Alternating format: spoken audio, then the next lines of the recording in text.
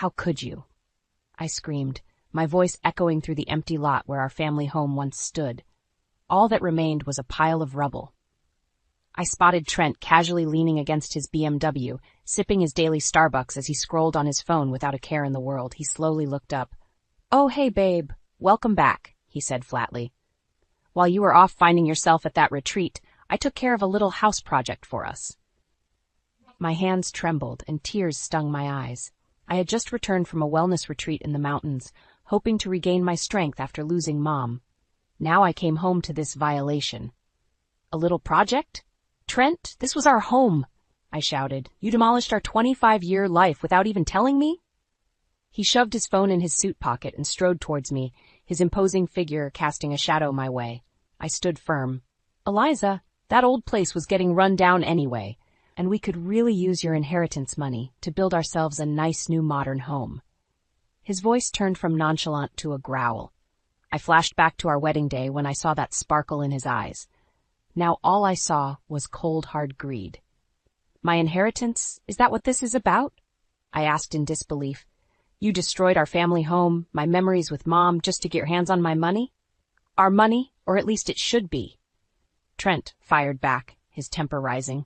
"I'm fed up with you keeping everything separate. The inheritance, your savings. We're married. After everything I've given you, the luxury cars, the country club membership, our children's college funds, you owe me." I stood speechless, rage and heartbreak swirling inside me. This was the man I once loved with my full heart. Lucas and Sophie's father. Now he was a stranger consumed by avarice. "Trent, you supported this family because it's your responsibility, not some favor you did me. I was the one working long hours in the classroom while you wined and dined your CEO friends." My voice grew louder, bolstered by a lifetime's worth of suppressed resentment. "Well, one of us had to bring money into this family, though it seems teaching second graders doesn't pay like it used to," he scoffed. That tore it. I swung my hand swiftly, slapping him hard across the face.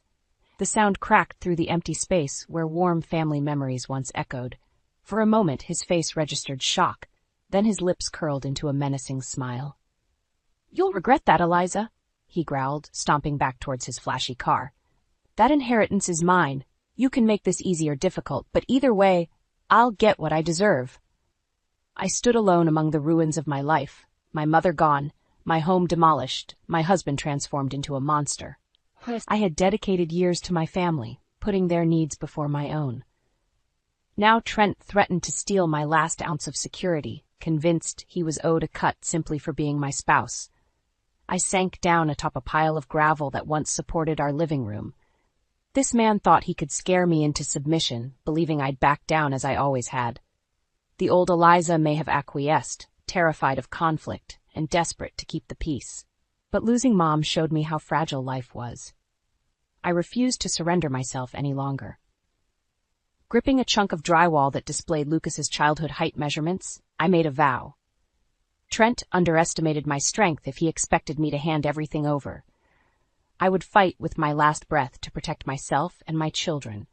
With tears drying and resolve hardening, I marched forward, the demolition debris crunched under my feet, remnants of the past, fuel for my future.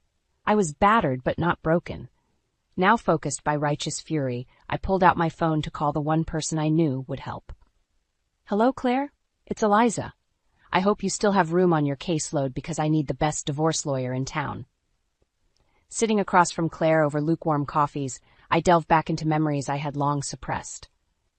"Eliza, walk me through your relationship history with Trent," Claire said gently, her voice belying her reputation as a bulldog in the courtroom. I closed my eyes, transported back over 2 decades prior. It was 1998, and at 23 years old, I was focused on kickstarting my teaching career.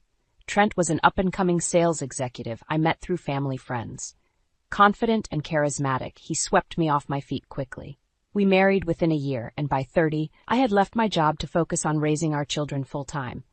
It was always my dream to be a mom.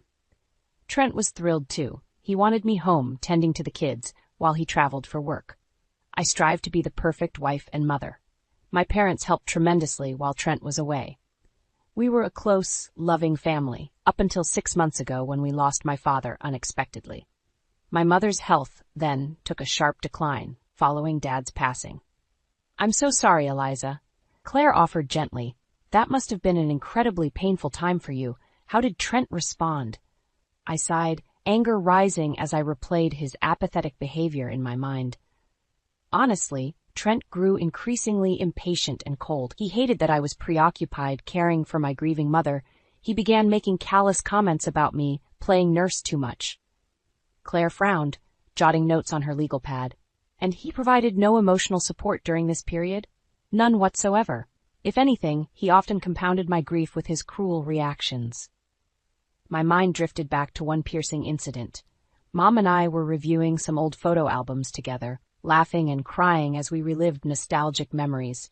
Trent came home unexpectedly early from a work trip. "Ugh, is this what my house has turned into? A pity party patch?" he had grumbled. "Trent," I scolded, "have some compassion. Mom just lost her husband of 40 years. And I just want my wife back. This melancholy scene needs to end." He stormed off to pour himself a scotch. Mom's fragile smile had vanished instantly, replaced by resigned sadness. We didn't look at the albums again. I shook my head, drawn back to the present moment across from Claire. So there you have it. The man I once loved disappeared, consumed entirely by selfishness. And now? My voice quivered as I recounted the image seared into my mind of our demolished home, of Trent's unconscionable betrayal. Claire leaned forward, her expression shifting to righteous anger. "Don't worry, Eliza. We're going to make him pay." Over the next weeks, under Claire's counsel, I dug up documents, financial records, and Trent's vicious text messages. She was confident this evidence would land a favorable judgment. We sat across her wide oak desk reviewing our plan when Claire's phone lit up. She glanced at the screen and her eyebrows shot up. "Well, speak of the devil. It's a text from Trent. He says he wants to meet to discuss things civilly. He must have gotten wind that you lawyered up." Claire let out an icy laugh. My stomach churned, imagining his scheme. "There's no way I'm agreeing to some fake meeting just for him to intimidate me more." I know," Claire agreed. She stared pensively at her phone screen as a sly smile crept across her face. The wheels were clearly spinning behind her intelligent eyes. "Actually, Eliza, I have an idea."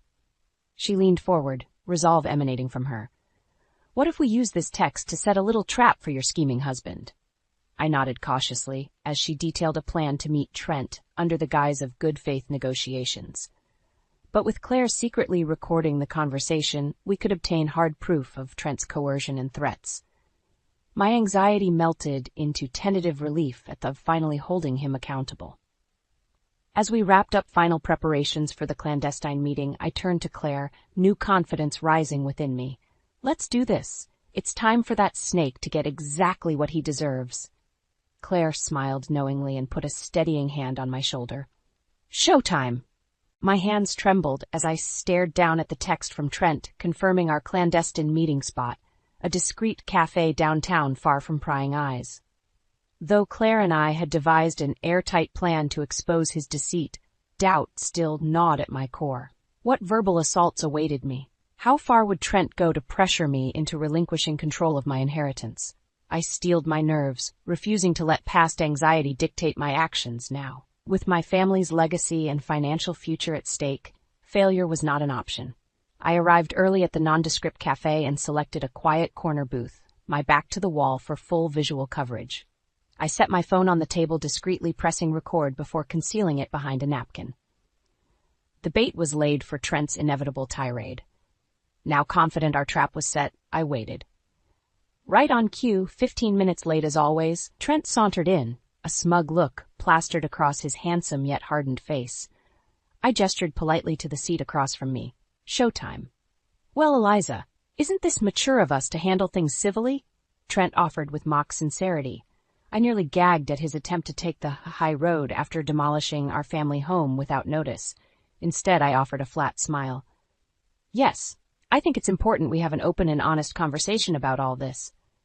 Trent shifted, clearly unsettled by my nonplussed reaction. He was likely expecting a much more volatile response he could redirect with manipulation as he had done so many times before. Good. Let him squirm a bit. I broke the silence after an awkward beat. "I'll cut right to the chase, Trent. Are you willing to negotiate fairly on separation terms? I kept my tone cool yet firm. At this, Trent sneered. The polite facade instantly melted away. Separation? He spat the word. You must be joking. I hope you're not expecting me to agree to anything that compromises my financial future. Compromises his future? Typical Trent. Money and status were all that mattered to him. Certainly not family. I pressed on calmly. I'm talking about splitting things equitably between us. Surely we can be reasonable adults. Trent pounded his fist on the table, rattling the coffee mugs and startling patrons at other tables. No, Eliza, I will not agree to walk away empty-handed. Not after wasting the prime of my career on this lackluster marriage, he jabbed bitterly. You will sign over your inheritance, or I'll make you regret ever threatening this divorce. And there it was, no pretense anymore about preserving our family or saving our marriage.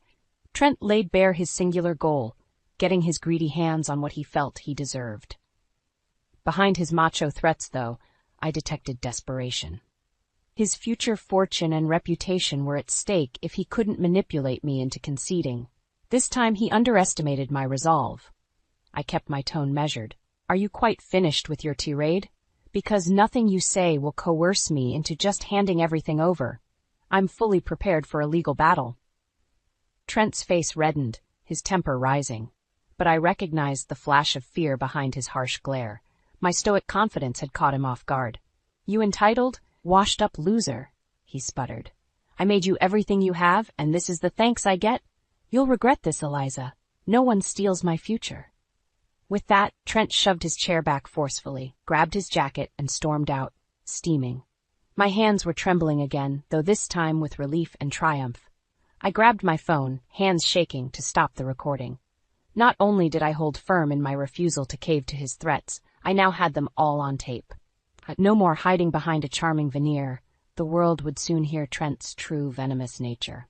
For the first time in months, I broke into a grin. My tormentor's downfall was imminent. With Claire masterfully pulling legal strings and karma beginning to strike back at Trent for his deceit, I had set the stage for his reckoning. I almost pitied the poor guy if he wasn't such a loathsome snake, willing to crush his own family for personal gain. Oh well, no mercy for the selfish fool. After settling my bill, I strode confidently out the door towards a future that shined brighter by the minute. My resolve was steeled for the fight ahead. Trent would bitterly regret the day he crossed me. I sighed, seeing the caller ID flash Trent for the third time that morning. After ignoring his barrage of petty texts, he was apparently resorting to voice messages to vent his frustration. My finger hovered over the decline button when a thought struck me. Trent's behavior had become increasingly erratic and abusive. Building a record of evidence couldn't hurt for the looming legal battle. I answered coolly, "What do you need, Trent?" His voice came through the speaker shrill and commanding. "We need to discuss funeral arrangements for your mother. I already contacted my preferred venue and caterer and put a deposit down. I figured you'd be too emotional to handle planning." My breath caught in my throat.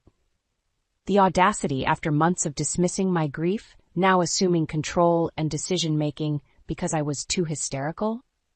I managed a terse response.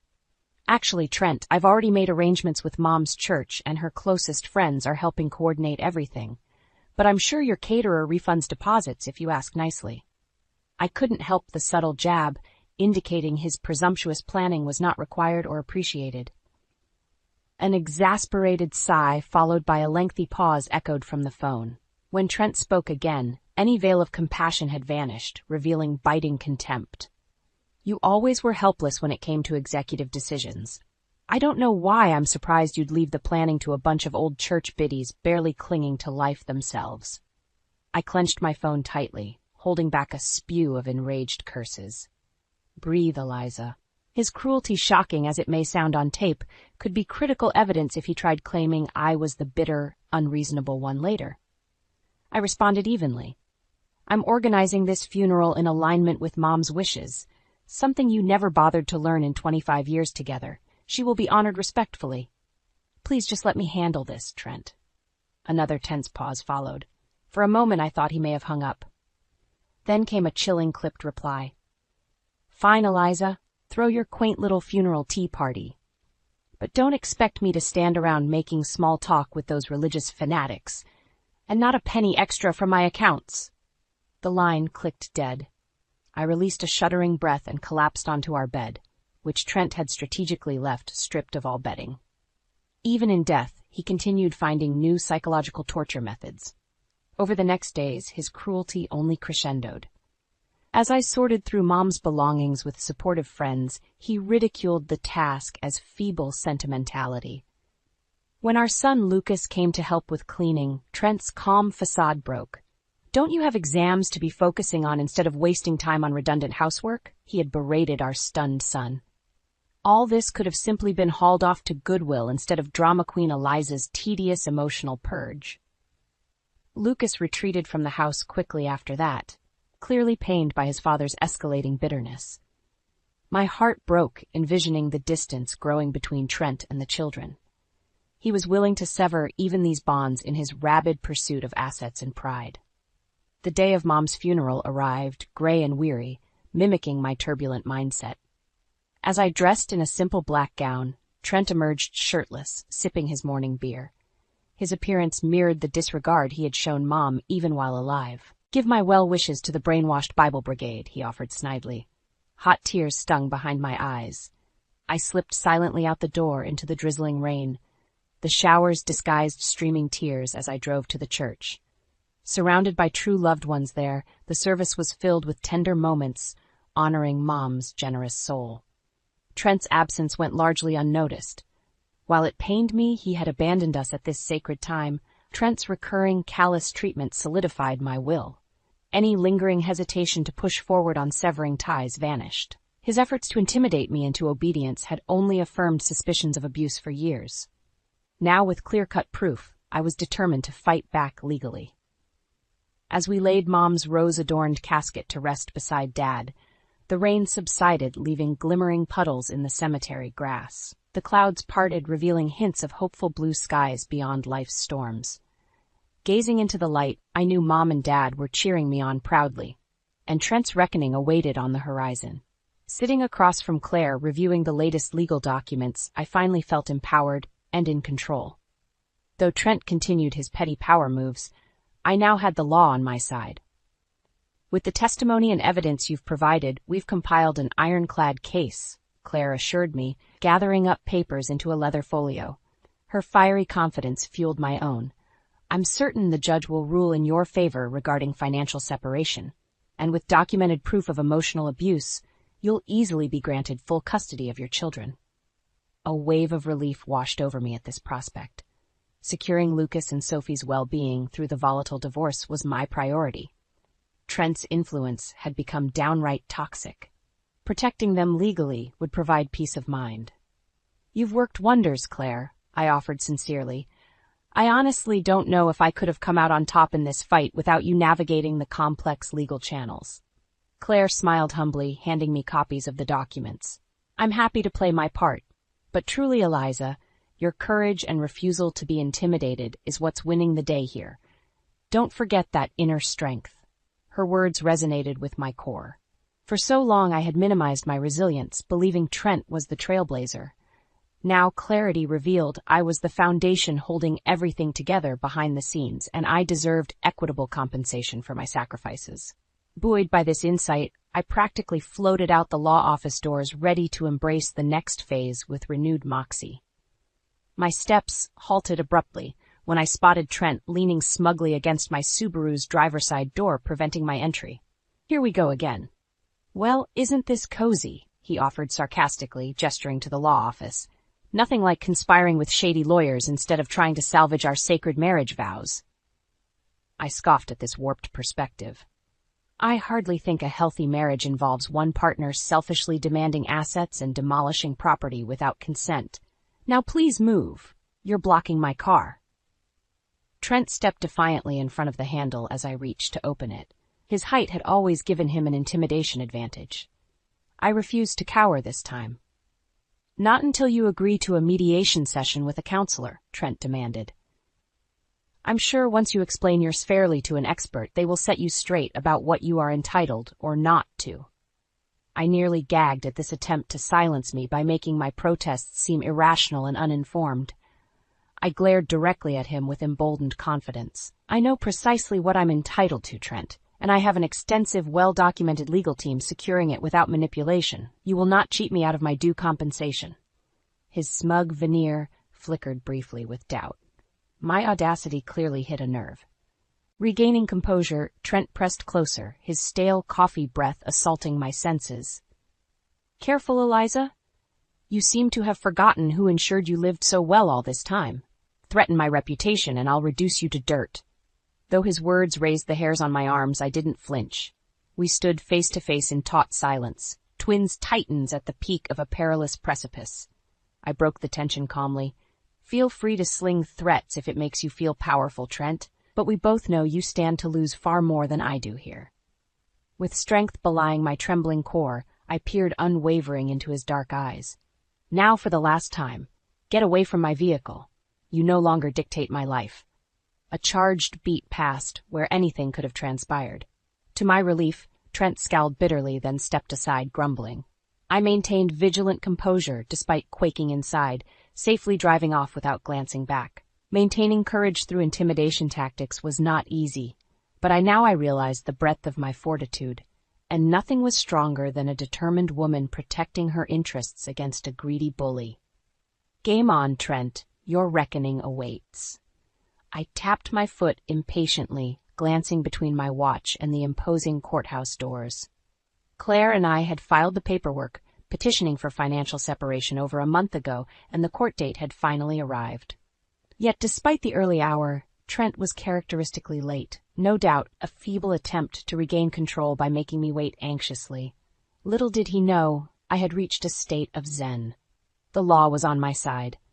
15 tedious minutes later, Trent came swaggering up the marble steps, not a hair out of place in his arrogantly confident power suit. I offered a cordial smile. Nice of you make an appearance, Trent. Shall we proceed? He bristled at my unruffled demeanor, but nodded curtly. I led the way into the expansive courtroom as we took our respective places at the defendants' tables. Claire entered soon after, flanked by our other legal aides, nodding reassurance. I kept my breath steady, visualizing victory as the bailiff called court into session. This was it, Judgment Day, for Trent's deceit. The proceedings commenced efficiently, with Claire masterfully presenting our evidence of emotional abuse and financial coercion. The judge listened solemnly, eyes widening at particularly shocking voicemails from Trent maligning my character. I had to hand it to Claire. She had crafted an utterly unimpeachable case. After what seemed an eternity, the judge cleared her throat, peering sternly over spectacles. In light of the comprehensive evidence provided, I hereby grant the petition for dissolution of shared finances. All assets and inheritance shall remain exclusive property of Eliza, the plaintiff. I nearly collapsed with relief and triumph. Glancing to my right, I noticed Trent turning a shade of crimson I hadn't witnessed since Sophie's terrible twos tantrums. Veins bulged from his neck as he sputtered incoherently, trying to interject. The gavel pounded authoritatively, silencing him. Sweet victory. Additionally, in consideration of documented mental abuse, I'm granting Eliza full legal and physical custody of both minor children, the judge continued firmly. At this, Trent slammed his fists furiously on the tabletop, sending pens flying wildly. This is outrageous, he roared, spit flying. That money is rightfully mine, and you can't take my kids, Eliza. Before the bailiff could react, Trent sent the defendant's table crashing onto its side with a violent shove. He fixed his crazed eyes on me, shouting accusations as security restrained him. Rather than engage, I simply gathered my belongings calmly as he was dragged out, kicking and screaming. You've made a grave mistake, he hollered among straining security guards. I'll take back what's mine, Eliza. This isn't over. His lasting threats echoed down the marbled hall as I strode out to meet Claire with a confident smile. Congratulations, Eliza, Claire grinned as we stepped into sunshine beyond the imposing columns. You are now a very wealthy, single woman, and Trent's hysterics surely didn't help his appeal to the judge. Well done maintaining composure. I let out a deep exhale, feeling years of anxiety and oppression lifting away. Thank you sincerely. I couldn't have navigated this without your counsel. In more ways than one, I chuckled. We exchanged relieved embraces before Claire headed off to handle newly freed-up caseload. Meanwhile, I slid into my Subaru's driver's seat, finally feeling its true owner. Trent's desperate threats didn't faze my cooler state of mind. His burst of outrage proved powerless against the justice system, securing my rights irrevocably. Any sway he once held over me was crushed under the mighty gavel of truth. I turned the ignition key, feeling renewed energy course through the previously strained vehicle. Trent had monopolized the driver's seat of my life for too long. But with his recklessly controlling hands finally off the wheel, I cruised eagerly onward down the open road toward independence. "Mom, that creme brulee was amazing!" Lucas grinned, leaning back contentedly after our celebratory dinner at the upscale French bistro. "We definitely have to come back here." I smiled at my son, who was home on a short break before summer internships ramped up. With Trent temporarily absent from family life, the cloud of tension had lifted. Sophie squeezed my hand affectionately from across the table. "I'm so proud of you for standing up to Dad, Mom. You deserved that win in court," she offered sincerely. I swelled with gratitude to have my children close again, without fear of callous comments shattering tender moments. As we strolled outside the restaurant, Lucas suddenly gripped my arm, nodding towards the bar next door. There sat Trent, half slumped on a stool, staring numbly at CNN, blaring predictions for an upcoming economic recession. Even from a distance, his unkempt appearance revealed a broken man. I felt Sophie's hand tense on my shoulder. "Let's go, Mom," she urged gently. I paused, taking in the scene of my once formidable opponent, diminished to a drunken shell of spite. His legacy and reputation apparently lay in shambles, much like the remains of our demolished home. Investors and elite executives had shunned him after his court outburst made salacious headlines. Rumor was his assets had taken a significant hit in the latest stock market plunge as well. The community backlash only amplified his downfall. "Karma's a beast, eh, Trent?" Lucas muttered. Seeing his disheveled father still sparked sadness behind the resentment in Lucas's eyes. Sophie linked her arm through his comfortingly as they walked ahead to gather an Uber. I stood frozen, gazing upon the aftermath of Trent's greed and hubris. Claire was right. He had far more to lose than me by refusing to compromise. Now every manipulative scheme and sociopathic threat had come crashing down in a brutal reckoning. Hard times humbled even the proudest titans. Though my righteous anger towards Trent persisted, witnessing his self-destruction awakened traces of pity amongst the bitterness. Perhaps if he demonstrated true remorse and sought help for underlying issues driving his egocentric worldview. My sympathetic pondering was cut short when Trent glanced up blearily from his drink. His bloodshot eyes registered rage seeing me. He rose unsteadily and staggered over, wearing a twisted smirk. "Come to gloat, have you?" he slurred, whiskey breath assaulting my senses. "Little Miss Righteous Victor." Trent wobbled, but spite sharpened his words. I stood calmly, meeting his hollow glare. "No, Trent, just heading home after dinner with our kids, actually. I do hope you'll get the help you need." Before I could finish, Trent erupted in a spit-flying diatribe. "Save your sanctimonious talk. This is your fault, Eliza. Your petty comeuppance threats me destitute and despised." He swayed aggressively closer. "I lost everything because of your self-centered vengeance." Sensing the confrontation escalating, I stepped cautiously back, gesturing to the approaching bartender for assistance. Trent was clearly beyond logical exchange in his inebriated rage. His unhinged tirade continued, attracting shocked attention from passers-by. "Mark my words, Eliza. I will get even. Your little celebratory parade ends now." He lunged towards me as the bartender grabbed him. I retreated quickly to where Lucas and Sophie stood horrified. Police sirens wailed from down the street, responding to calls about the disturbance. "Let's go home," I urged, ushering my shaken children away from the nightmarish scene. Glancing back, I glimpsed Trent being shoved into a squad car, drunkenly raging about comeuppance as they sped away. The vengeance Trent had poisonously plotted was now his own ruin, woven by greed. And despite his threats, watching him fade, unhinged and unwell in flashing police lights, I pitied more than feared the broken, bitter man. A year had passed since that tumultuous night, witnessing Trent unravel completely. His drunken threats persisted for months between jail sentences and court-ordered rehab sessions. But word was he had finally accepted a lenient sentence at an upstate center specializing in anger issues and financial disorders. With Trent's toxicity no longer poisoning my home space, I began envisioning how to rebuild, starting with restoring the literal foundation he had callously crushed. On a refreshingly mild Saturday morning, I stood smiling with Lucas and Sophie on the vacant lot where our family home once stood sturdy for decades. Claire snapped photos capturing the hopeful moment as we broke ground to construct a new dwelling, not haunted by residual darkness. "I'm so proud of you, Mom," Sophie repeated, squeezing my shoulder. "This is a fresh start for all of us." I surveyed the space, buzzing with construction crews hauling lumber, while Lucas and I discussed potential layouts. Trent's devastating demolishment had crushed more than bricks and mortar. But rising resilient from the rubble, I would forge new sanctuaries for my children, devoid of oppressive shadows. Over the next year, tangible rebuilding progressed in tandem with inner healing. With each golden beam raised and brick mortared in place, I sensed our spirits mending as well. Soon the lingering wounds from Trent's destruction would be more scar tissue than open gash.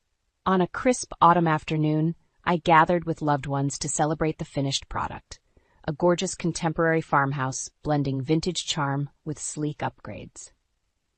Sophie and Lucas had invited college friends. Supportive relatives filled the home with infectious laughter.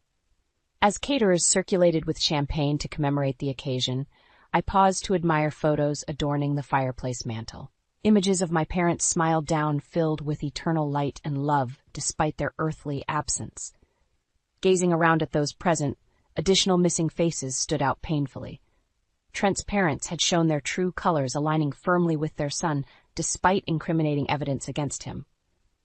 And Trent himself sat stewing in isolation, still too prideful to take accountability. Their self-imposed misery was punishment enough. Occasional pangs of sadness resurfaced, missing the man Trent used to be before ambition consumed him. But focusing forward allowed me to appreciate life's everyday joys again, instead of dwelling on toxic relationships. Later, after guests had dispersed with hearty congratulations and housewarming bouquets, Sophie joined me on the front porch, gazing up at constellations glittering optimistically. She broke the pensive silence. "Dad sent me a brief letter today from the rehab center. It sounds like intensive counseling is helping him finally reflect more on the consequences of his actions." Though skeptical about authentic transformation from brief therapy, I nodded. "That's promising. Real change takes time, though." I hugged Sophie in closer. "But the most crucial relationships to fortify are right here, with people committed to lifting us higher." Sophie smiled up brightly through tears glinting in the moonlight. In her strength and sensitivity, my greatest co-creation glowed. She would perpetuate cycles of compassion, not malice. Together we sat in meditative silence, connected to forces intricately crafting redemption from ruin. Though scars remained, Trent's corrosion had only illuminated my resilient spirit. His darkness merely fertilized future flowers determined to keep blooming.